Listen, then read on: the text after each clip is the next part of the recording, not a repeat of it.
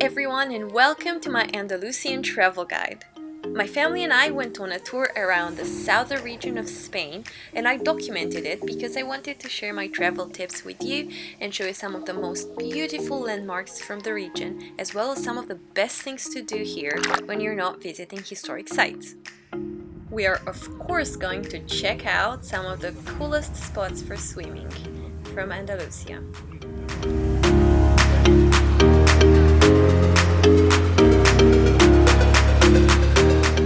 We flew from Romania to Spain.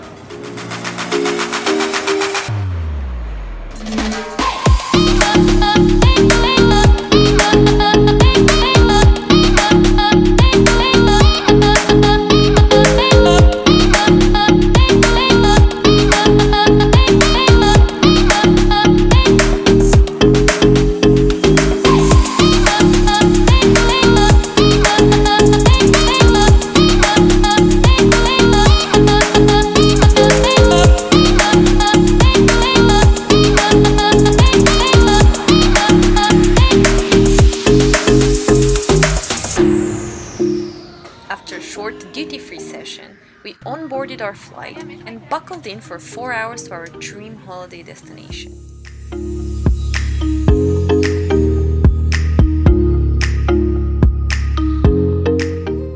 When we landed in Malaga, the wait to get out of the plane was huge, but we made it out okay and hopped on a bus to Marbella. I was able to admire the coast from the bus, so I was already ready to get my bathing suit on and go for a swim. So of course that the first thing I did when we arrived at our rented apartment was to dive into the pool.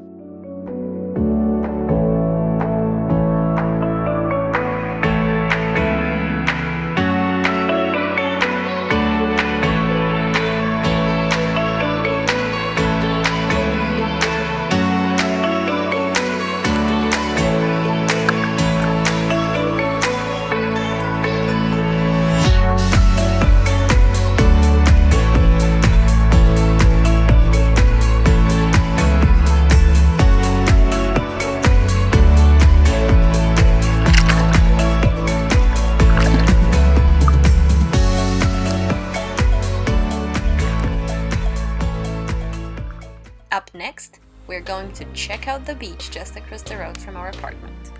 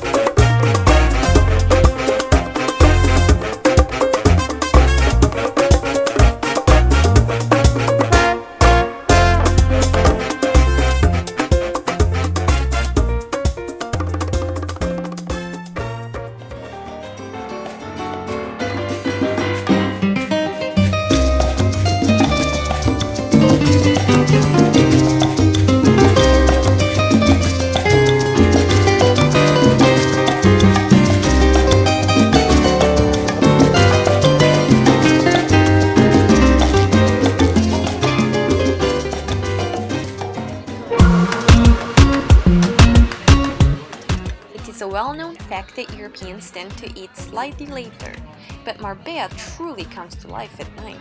At 10 p.m, the restaurants were still so crowded we were barely able to get a table, but once we did, we knew that it will be worth the wait. My family had seafood and fries, and I had lasagna. After dinner, we went for a walk to see what else Marbella has to offer at night. You know what they say, when in Rome, do as the Romans, so when in Spain, do as the Spanish do, and enjoy the city center in the moonlight.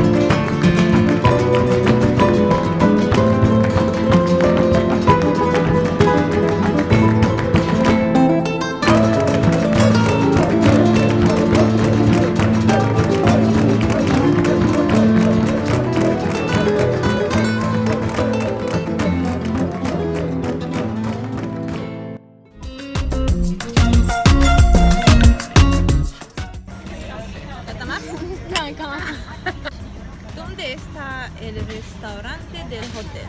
¿Dónde? Ah, podemos coger esa silla.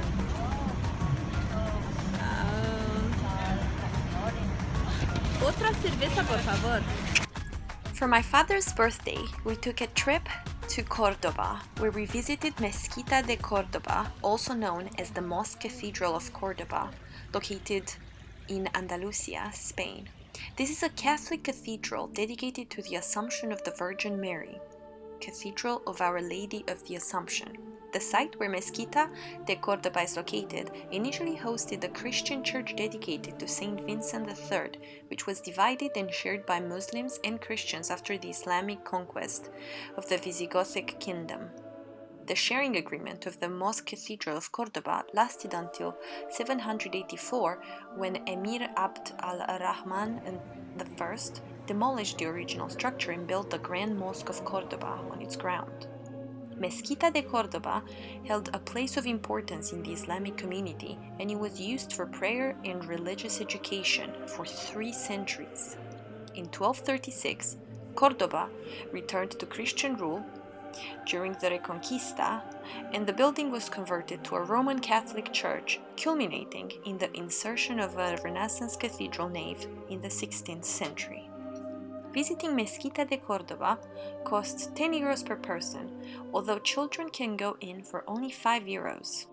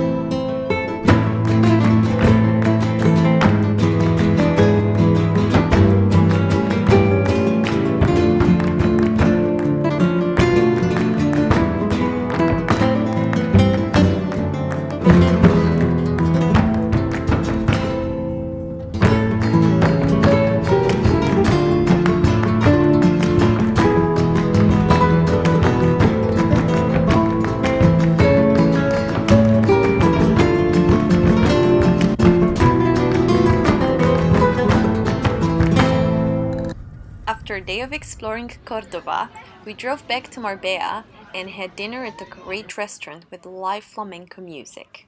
Hey, live music makes food taste better.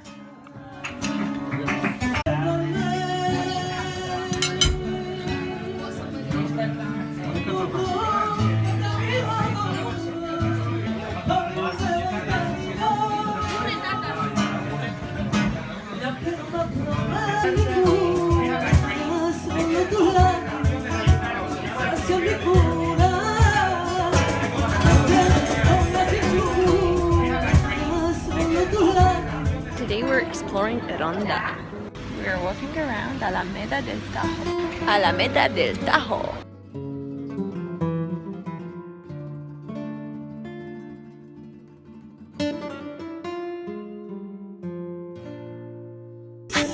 أسهرت سمرة بالكون لا لا لا لا لا لا și l-ai umplut cu tarhon la la la la la la la Înța mai mult balcon la la la.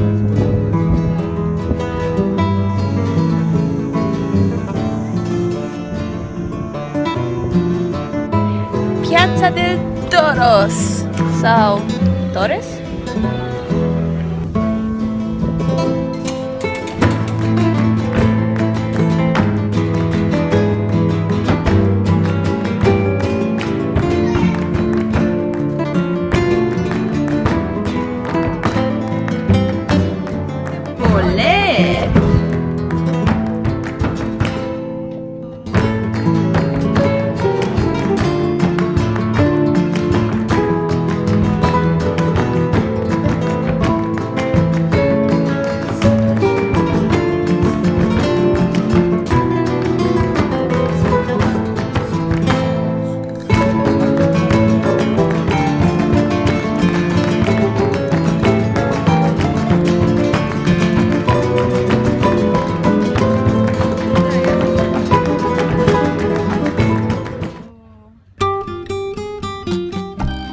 Ronda is famous as the birthplace of modern bullfighting.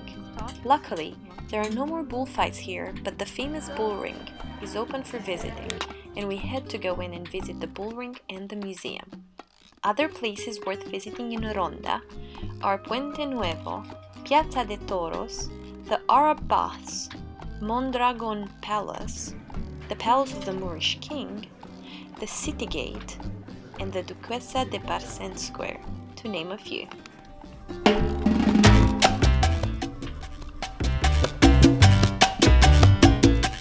On our drive back to Marbella, we went through a medieval city and we kind of got stuck on the tight streets. If you're not a comfortable driver, I highly don't recommend it, because it would make even the most professional drivers nervous.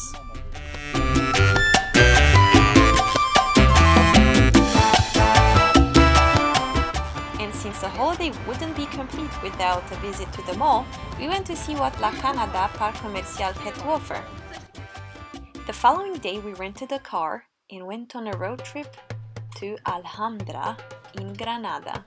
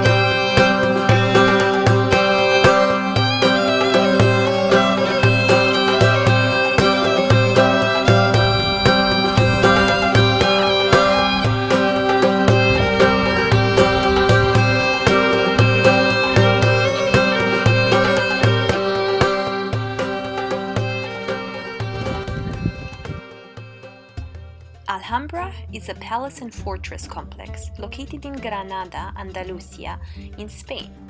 It was originally constructed on the remains of Roman fortifications and then renovated and rebuilt in the mid-13th century by the Nasrid Emir Mohammed bin Al-Ahmar of the Emirate of Granada. It was converted into a royal palace in 1333 by Yusuf I, Sultan of Granada. After the conclusion of the Christian Reconquista, the site became the royal court of Ferdinand and Isabella, where Christopher Columbus received a royal endorsement for his expedition, and the palaces were partially altered in the Renaissance style. The name Alhambra means the red one, or the red castle, which refers to the sun-dried bricks that the outer wall is made of.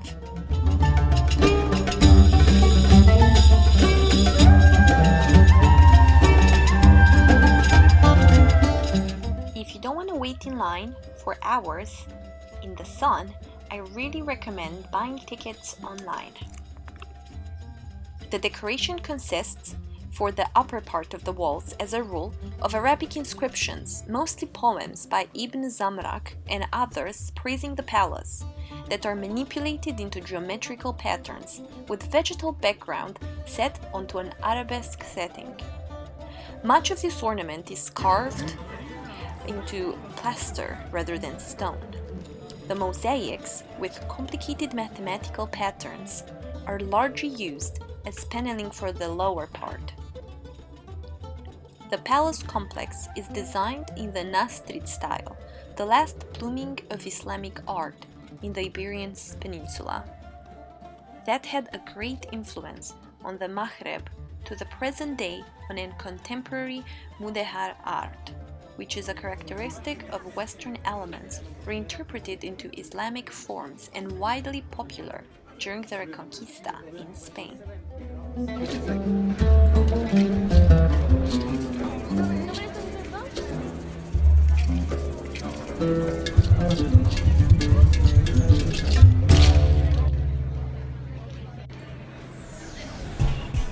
We're gonna walk around the town center in Granada, have some lunch before we head over to our next destination, Gibraltar.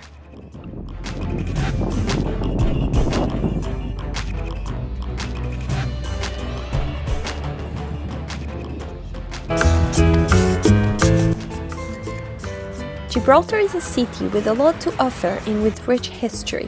What I like to say about Gibraltar is that it is like being in England but with good weather. Due to the fact that Gibraltar is British territory, the local currency is the British pound, which can buy you a pint of ale and a portion of fish and chips at the pub. Gibraltar is one of the few places where the planes land pretty much right on the highway, so they have to stop the traffic to let the planes land, which is a pretty cool view. Oh, and you can see Africa on a clear day from the coast of Gibraltar. If you are around, you should try to see the famous Rock of Gibraltar and get to know Gibraltar's flora at the Alameda Botanic Gardens, where you can also see monkeys in their natural habitat.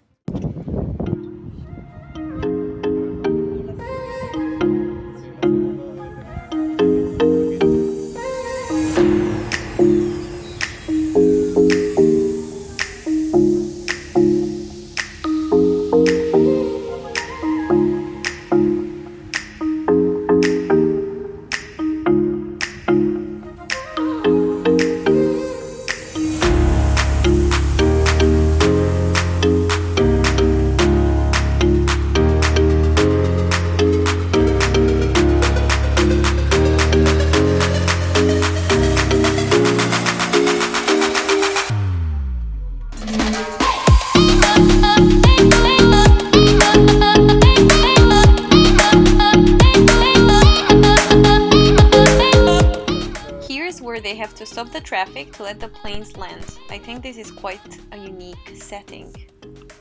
But enough of just one city.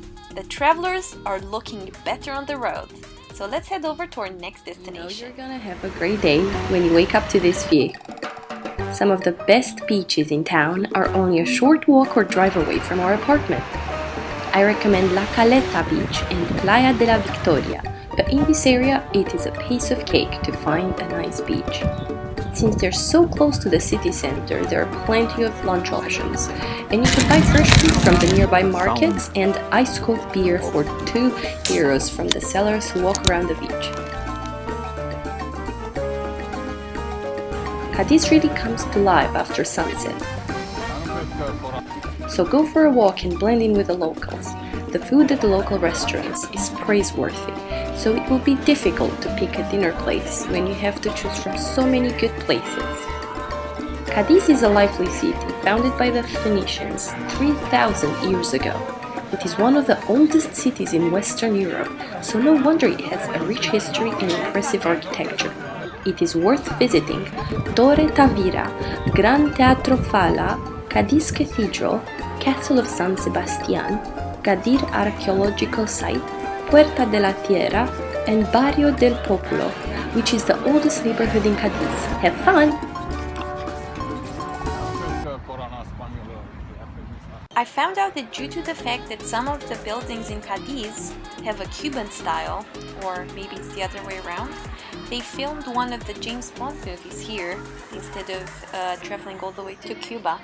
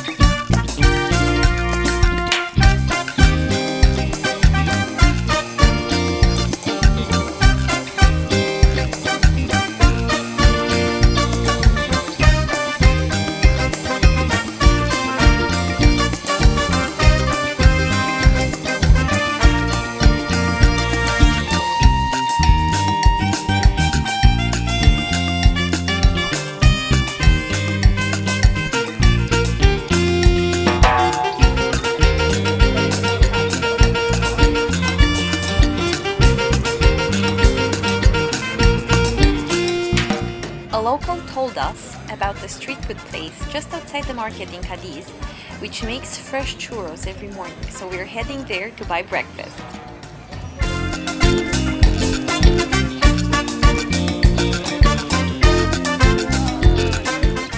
But as you can see, we are not the only ones who heard of this not-so-hidden gem, so we're going to have to wait in line and then enjoy our well-deserved dessert.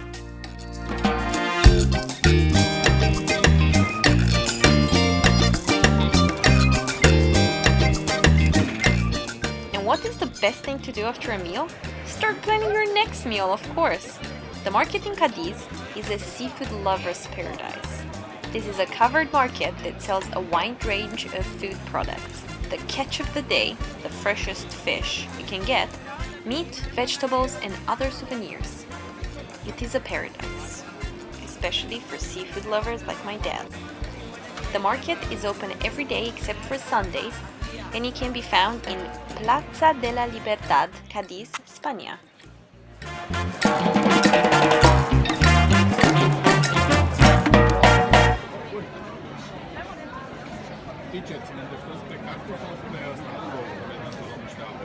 Sols mi-ai promis că mergem și la magazine.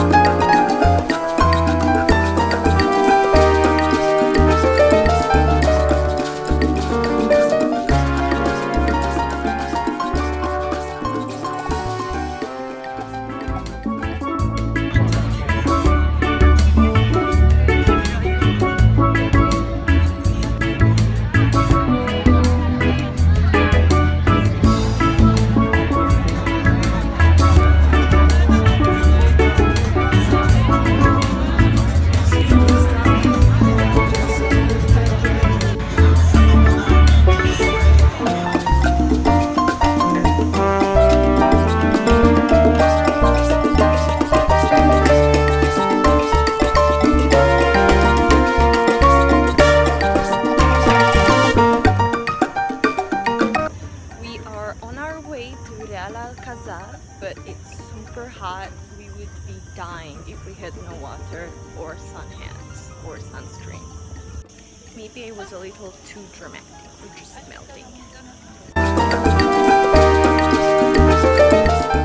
We're now in Seville, an ancient city founded as the Roman city of Hispalis. It became known after the Muslim conquest in 712. During the Muslim rule in Spain, Seville came under the jurisdiction of the Caliphate of Cordoba before becoming the independent Taifa of Seville. We are about to visit the Alcazar of Seville. The Alcazar of Seville, commonly known as the Royal Alcazars of Seville, is a royal palace in Seville, Spain, built for the Christian King Peter of Castile. A cool fact about the palace is that some of the Game of Thrones scenes from the fictional land of Dorne were filmed here. Alcazar was built by Castilian Christians on the site of the Abadite Muslim residential fortress destroyed after the Christian conquest of Seville. The palace is a preeminent example of Mudéjar architecture in the Iberian Peninsula, but features Gothic, Renaissance, and Romanesque design elements from previous stages of construction. The upper levels of the Alcazar are still used by the royal family as their official residence in Seville and are administered by the Patrimonio Nacional. It was registered in 1987 by UNESCO as a World Heritage Site, along with the adjoining Seville Cathedral, which we're about to visit next, and the General Archive of the Indies.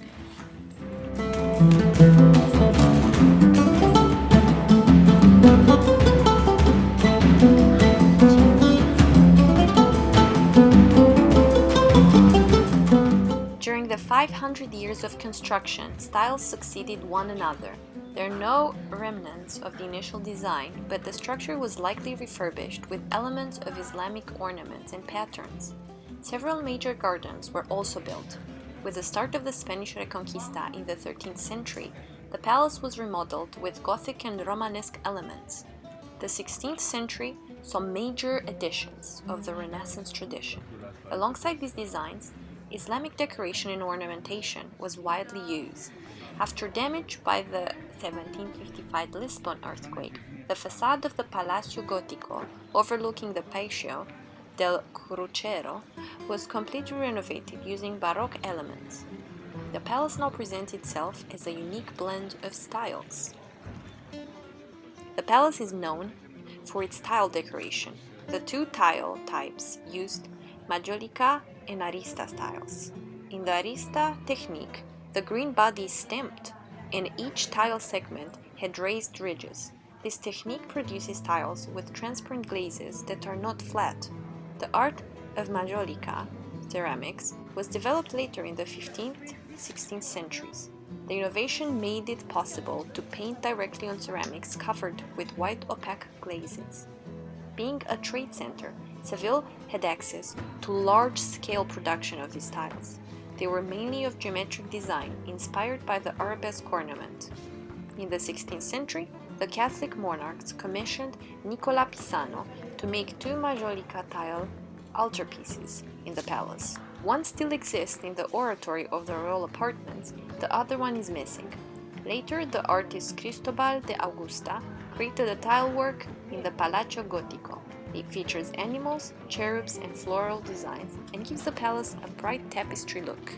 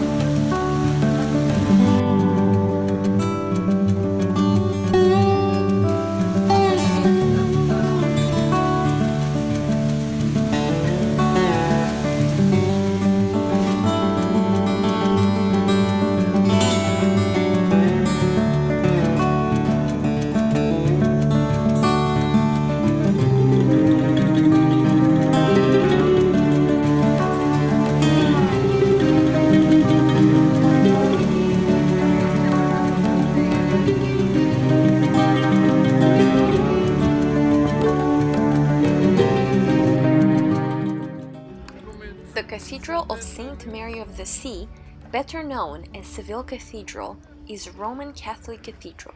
It is the third largest church in the world, as well as the largest Gothic church.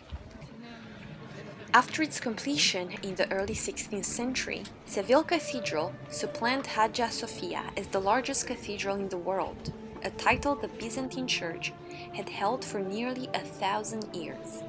The total area occupied by the building is 23,500 square meters, or 253,000 square foot. The interior has the longest nave of any cathedral in Spain. The central nave rises to a height of 42 meters, 138 feet. In the main body of the cathedral, the most noticeable features are the great box-like choir loft, which fills the central portion of the nave, and the vast Gothic retablo of carved scenes from the life of Christ. Among other famous people from the era, Christopher Columbus and his son Diego are also buried in the cathedral.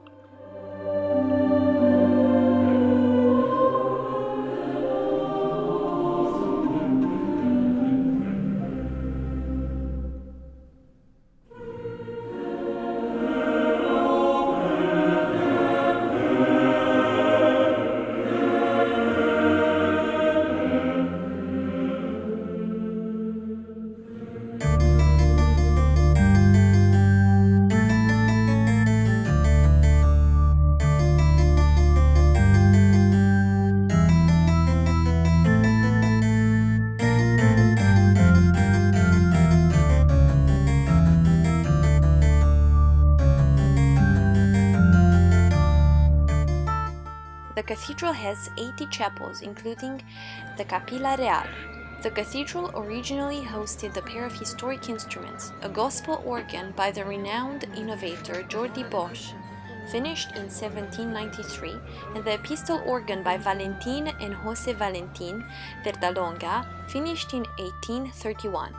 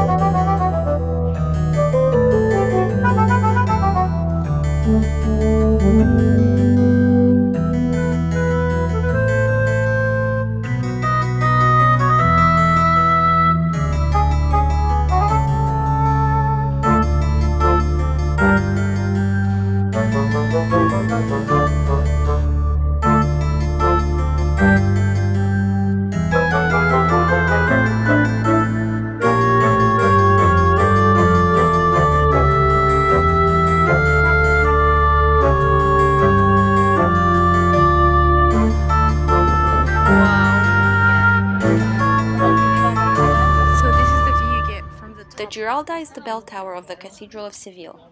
Its height is 343 feet, or 105 meters, and its square base is 23 feet, 7 meters, above sea level, and 44 feet, 13 meters, long per side. The Giralda is a former minaret of the mosque that stood on the site under Muslim rule and was built to resemble the minaret of the Kotibia Mosque, Marrakech, Morocco. It was converted into a bell tower for the cathedral after the Reconquista, although the topmost section dates from the Renaissance.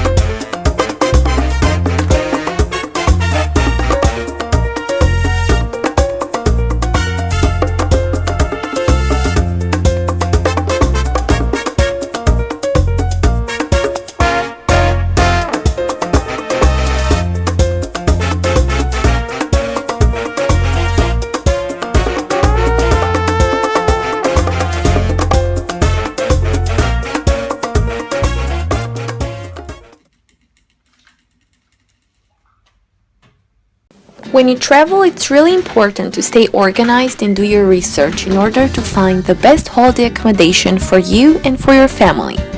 My dad always books the places we stay at months in advance, after hours of research and reading reviews online. We rented a flat in Marbella, very close to the beach. Had to hold you in my mind. Hi, and thanks for joining my trip once again. Today, we're traveling back to Bucharest. I know, sad day.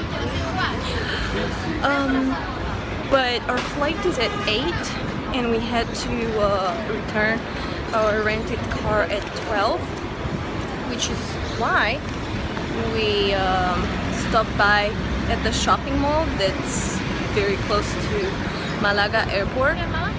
And we got very lucky because they have storage near the train station, and you can just drop your stuff there.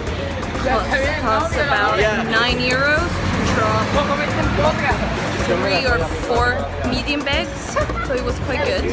We left them there for a couple of hours. You can leave them up to 24 hours for this price, so it was very handy because the train station is right next to the mall, and the mall is 4 bus stations away from the airport. So we left our luggage there, went to the mall, and now we're gonna take our things back and go home. And I bought a lovely leather jacket, fake leather jacket on sale, and I'm really excited to wear that when I go back to work.